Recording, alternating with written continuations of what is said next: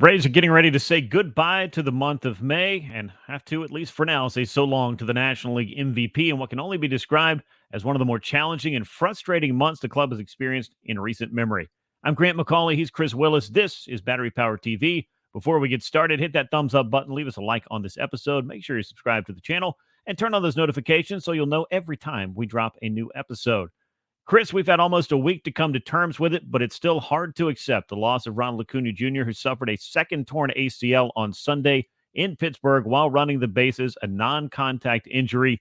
As losses go, Spencer Strider and now Ronald Acuña Jr. are about as big as it gets for the Braves or any other team in Major League Baseball.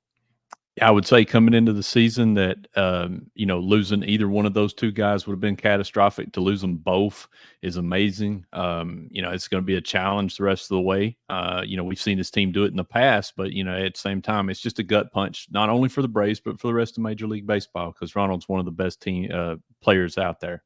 Yeah, he definitely is. And you could tell just from the comments of his teammates, which we'll get into in a moment, just how difficult it is to accept the reality of that situation. If losing Spencer Strider was a gut punch, Acuña's loss felt like, if not another one of those, maybe just a straight right cross, right across the jaw for a Braves offense that was already kind of reeling and seemed to be just trying to find itself and maybe waiting for that standing 10 count. I don't know. I don't have any more analogies to try to explain exactly how the Braves are feeling at the plate, and I know that they're trying to sort it out, but it has not been a very pretty month. But let's kind of parse through the Acuña news, because that certainly is one of the biggest headlines that we're going to discuss all year long. The Braves heard from Acuña and his teammates over this past week in the wake of his second season-ending knee injury in 3 years.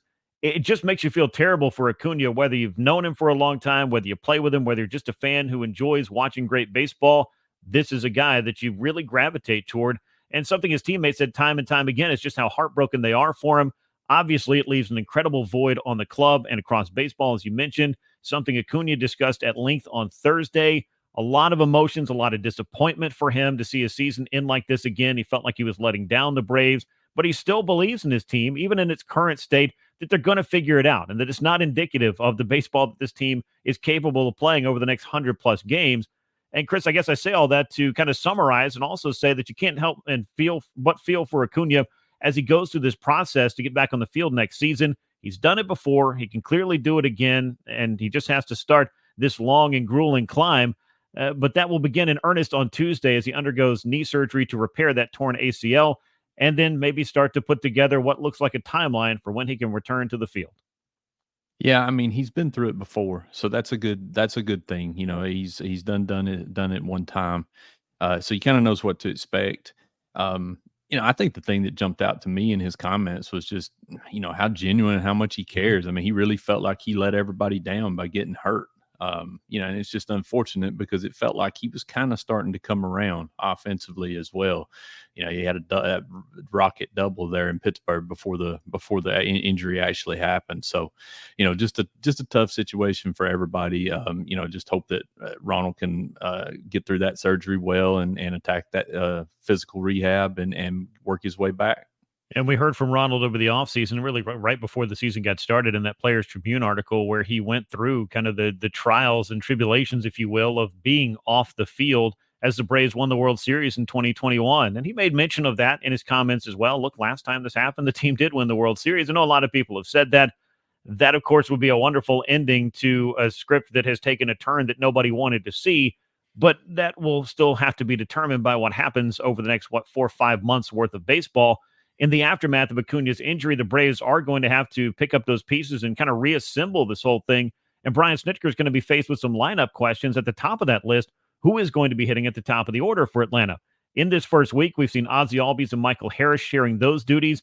It seemed like the two most logical candidates just based on the profile, the speed, and some of the things that they have to offer up there. Albies against left-handed pitchers, Harris versus right-hand pitchers seems to be the way that the Braves are going to split that up. We talked at length about Harris before the season, getting a chance perhaps this year to hit higher in the order.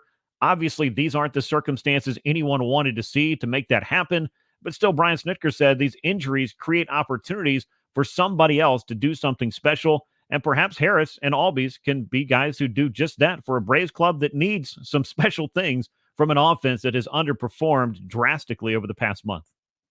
Yeah, the Braves don't have a really good leadoff option, with Acuna out of there. But I mean, I do think that Albies and Harris are probably their two best, with what they have currently. So it is an opportunity. I think the danger is the pressure is, one person can't go out there and replace Right. Acuna Jr. And right now this looks like a lineup that's pressing 1 through 9. And so, that just compounds to some of the struggles that they've had over the last month or so. But, at the same time, it is an opportunity. It's an opportunity for Michael Harris, Ozzy Albies, to go out there and perform. And they're just going to have to find a way to fight out of this slump. Yeah, and they're going to have to do it collectively as well. I know there's some individual work that'll go into it, and maybe that will begin to turn the tide. But this is a 1 through 9 thing. You're absolutely right, and I can say without question, the Braves need more than just Harris or Albies to solve their offensive woes. Atlanta's closing out the month of May as one of the least productive teams in baseball when it comes to runs scored, and they've been bottom 5 in Major League Baseball for over a month. I threw together some notes right before we got started. The Braves, as of Thursday's defeat to the Washington Nationals and losing 3 out of 4 in that series, lost 6 of their 14 games, or 6 of the 14 losses that they had in this month, and their opponents scored fewer than 5 runs in those 6 losses. On the flip side, only twice in those 14 losses did the Braves score more than 4 runs. So as you can see, the other teams aren't necessarily blowing them out. There are some outliers on both sides of that coin, but there have been a lot of winnable games that have slipped through the fingers of the Atlanta Braves in the month of May. I can't begin to tell you the reasons why for the offense. If the Braves, of course, knew what's wrong, they'd sure fix it. Brian Snitker said that after Thursday's game, but this has gone from a slump and something that felt out of character to that old adage of, at least right now, they are who the numbers say they are, and right now, it is not what they want it to say. Yeah, I mean, you can look at the top of the StatCast boards. I mean, they're still hitting the ball hard. They're still underperforming their metrics. But I mean, at the end of the day, you've got to have production on the field, and right now they're not that. I mean, I wrote it last night. I mean, the pitching overall has been great, but offensively, they're just not a good club right now. And it doesn't really matter who they're playing or what's going on. They've got to take care of themselves. They've got to find a way to get themselves back on track, because that's the only way this thing is going to get turned around. Because I mean, this is the group, and we may see Alex Anthopoulos go out at the trade deadline and add something, more to the picture. But I mean, this core's locked up long term, So these are the players they have. These are the guys that have to perform, and I know there's a lot of pressure on them, but at the same time, you got to figure out a way to fight out of this slump. Yeah, and I get the emotional response to a lot of it, because this is not the team that they showed they're capable of being. And these are also not a lot of guys who all of a sudden just aged out and are on the back end of their career. A lot of these guys are in the primes of their career. It's just not clicking right now for a variety of reasons individually. And clearly that's going to affect the collective for this Braves team as well. Now, getting both Austin Riley and Sean Murphy back the day after Acuna went down, at least that's something in the form of reinforcements for this Braves lineup. Riley missed a couple of weeks with a side issue while an oblique strain caused Murphy to miss 2 months after getting hurt on opening day. Chris, those are returns that are obviously important, but we're still waiting to see all these parts get assembled in a manner that leads to runs and just more consistency in general. And I guess to kind of go back to why the response has been, not just universal disapproval, but maybe just surprise. What is expected of this club and what they expect from themselves as far as that's concerned? Yeah, and I mean, I think that's the key. I mean, these guys expect success. They expect to go out there and perform, and it's just not happening. And I mean, I think in baseball, a lot of times the worst thing you can do is try to do too much. And I think 1 through 9, that's a lot of what's going on right now. I mean, you can quibble about changing the batting order. You can quibble about this or that or lineup construction. But I mean, at the end of the day, these guys got to go perform. And largely outside of Marcell Ozuna and maybe Matt Olson a little bit lately, nobody's performing. And especially in big spots. And that's that's where it's at. And that's the frustrating part about it, because we know how talented this group is. But at the end of the day, they're just not getting the job done. Yeah, the pitching has obviously been holding this club together in a month in which they are going to finish under 500 for the first time in a couple of years for a full calendar month. That just kind of lets you know how difficult it is for the Atlanta Braves to have so many things go wrong that they have a sub 500 month. Different than 2021 is the fact that, as you talked about, there's a great core here. The Braves have a lot of talent. There's not the desperation of having to rebuild the entire outfield or rebuild the entire bullpen, things that Alex Anthopoulos has done at the trade deadline before. And obviously, that whole outfield thing was a big part of the story of the 2021 season. They don't have to go out there and do that and get that many pieces. And quite frankly, where would you put them all based on who you have there? It's not about swinging a bunch of trades. It's certainly not about firing your hitting coach, your pitching coach, or your manager, or your GM after one bad month. I mean, the Braves, as you mentioned, they do have that expectation that they're going to have success. They also have been putting in the work to have that success. It's just not happening right now. That's just the bottom line. They know that. Everybody watching knows that. When will it change is the thing I think we're all trying to figure out together. Now, let's talk a little bit about the pitching because that has been something a bit more fun to discuss. And Chris Sale is wrapping up one of the best months I think we've seen by a Braves pitcher in recent memory, if not dating all the way back to those 90s heydays when certain Hall of Famers were putting up some pretty eye-popping numbers. How about 5-0 with an 0.56 ERA in his 5 May starts, 45 strikeouts, only 2 walks in 32 innings, leading Major League Baseball for the month in just a slew of categories. If somebody other than Chris Sale wins Pitcher of the Month for May, Chris, then I just don't know why we're even handing out these awards anymore. Without a doubt. I mean, he's been unbelievable. I think he's exceeded every expectation anybody could have had when the Braves acquired him. The 2 walks for the month is the thing that just jumps off the page to me. But, he's got that feel that when he's on the mound, the Braves are winning. I mean, and that's the thing. It doesn't matter if they can only score one. All they have to do is get him 1 run right now because he's just that lights out. It's just that dominant feel that we saw from him earlier in his career. And he's been a strikeout pitcher who has always been, I think, really about precision as well. And he's executing as good as he's ever been. And that was one of the big question marks for the Braves coming into the season was, is he going to be healthy? What's it going to look like after having 4 or 5 years where it was just trying to get back out there every 5th day? Chris Sale has answered that question with a resounding yes over the first 2 months for the Braves. It's worth throwing out there Max Fried has also been fantastic after 2 bad starts to open the year. I threw these numbers out there on social media. He was sitting on an 18 ERA after allowing 10 earned runs in his first 5 innings over his first 2 starts. Fried has allowed 12 total earned runs in his past 9 starts combined for a 1.75 ERA over that stretch. 8 scoreless innings on Tuesday, dropped his season ERA down under 3. That's a quick correction for a pitcher that the Braves are counting on in the rotation, even more so with Spencer Strider not available for Atlanta moving forward. They needed that incumbent ace, the lefty Max Fried, to step up, and he has definitely done that. Without a doubt. And I mean, again, I just talked about, where would this team be without the starting pitching right now? It would be an even uglier picture at the moment. But, I think Max Fried's probably sliding under the radar a little bit just because of how good Chris Sale's been of late. And people still remember those first couple of starts. His numbers are just now getting down there. But he's been straight dominant. That's all there is to it. And, and I mean, he's going out there and throwing 7, 8 shutout innings every night, it seems. So, we knew already how good Max Fried was. The start of the season was a little bit of a blip and uncharacteristic of him, but he's really settled into a groove and is the pitcher that we expected him to be.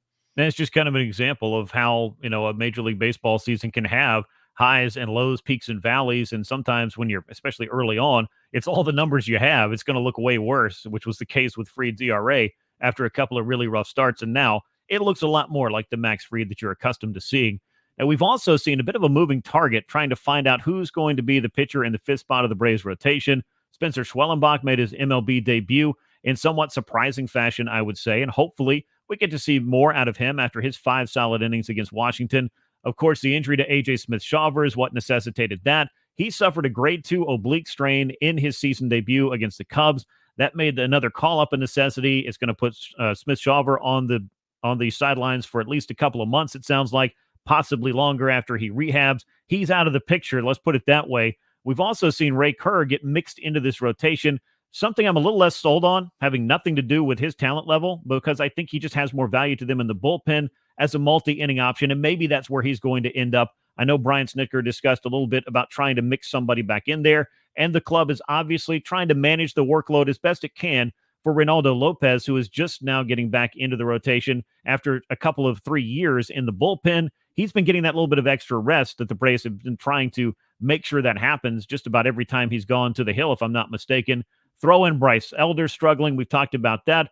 Other options really not pitching altogether that well in short bursts for Atlanta. It's just left the Braves scrambling a bit, despite having what I thought would be pretty adequate starting pitching depth in the minor leagues. And we may see some of these other names. Schwellenbach certainly tells you that the Braves aren't afraid of another promotion. But even with some of this uncertainty, to go back to what we've talked about for several weeks now, if not over a month, the pitching has been the main reason that the Braves have had success over the first couple of months of the season. And in fact, it has kept them afloat in a very, very difficult month of May.